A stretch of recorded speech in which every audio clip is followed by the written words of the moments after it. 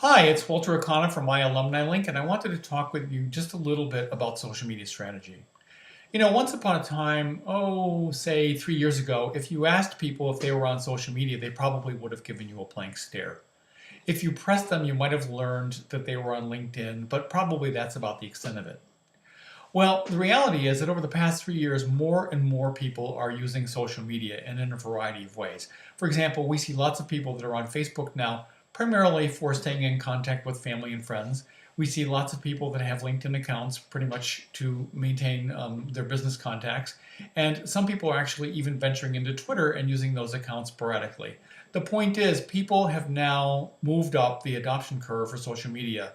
And yet, when Carol and I do a seminar or a webinar, when we survey people about their use of social media, the overwhelming response is that they just don't have time for that. And the reality is that social media is really becoming extremely critical to managing your career. And it's important to have some sort of strategy to be able to use it well. In fact, Carol and I take the position that if you have a social media strategy, you can probably be more focused and get more done in less time using different social media platforms than you would otherwise.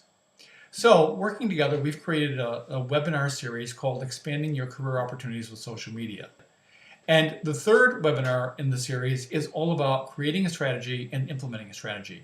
And in the course of this webinar, we talk about 5 principles that you can use to focus your efforts so that you can figure out what you need to be doing, where you need to be doing it, and how you need to be doing it to get the maximum impact from social media, and ideally to do that in the minimum amount of time every day.